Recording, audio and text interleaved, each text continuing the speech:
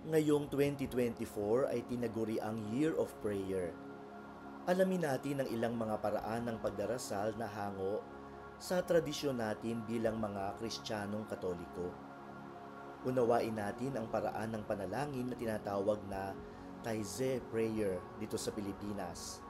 Siyempre yung iba, mga foreigners, ang kanilang pronunciation ay Tize Prayer. Isang uri ng pagdarasal sa saliw ng musika. Ano ba ang Taize Prayer? Ang Taize Prayer ay isang pagdarasal sa pamamagitan ng musika at kilala sa pagiging simple subalit mayaman at malalim na panalangin.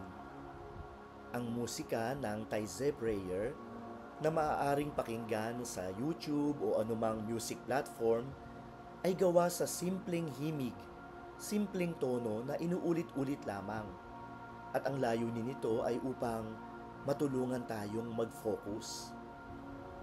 Dahil simple ang mechanics nito, isang napakagandang paraan ito upang ang panalangin ay kumilos mula sa ulo patungo sa puso ng isang tao. Ano ang halaga ng Taize Prayer? Maraming benepisyo mula sa uri ng panalangin na ito. Una, ang musika ng Taize na talagang nakapaghihila sa atin sa pagninilay ay isang tulong upang maiwanan natin ang mga kaguluhan ng ating isip, yung mga distraction sa ating isip at puso, at makasentro tayo sa Panginoon.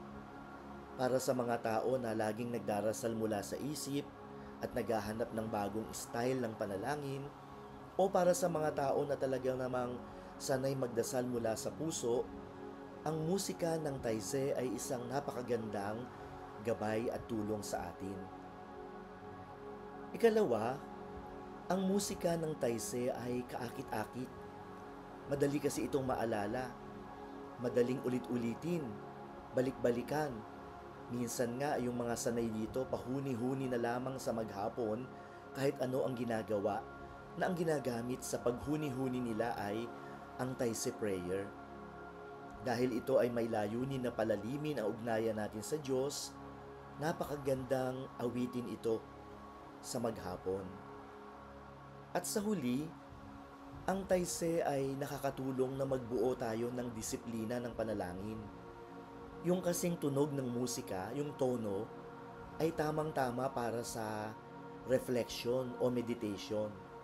At yung mga simpleng mga salita naman, in effect, ito ay panalangin na din.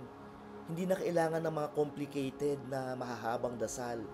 Yung lyrics nito ay isa ng pakikipag-usap ng puso natin sa Diyos. Paano isagawa ang Taize Prayer? Una, dapat munang hanapin ang musika na gagamitin.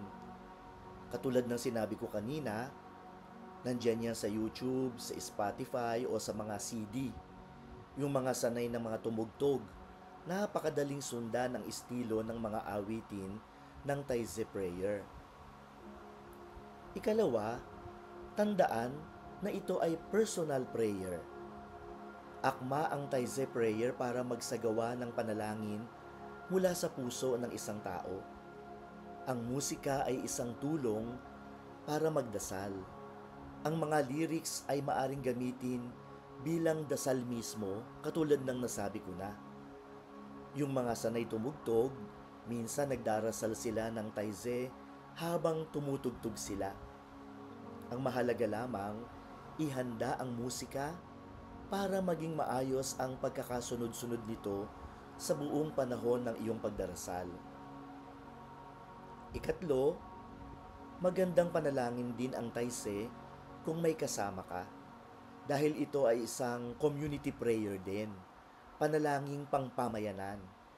Kung may kasama ka, kailangan lamang na mayroong espasyo na kasya ang lahat upang maupo sa sahig o lumuhod.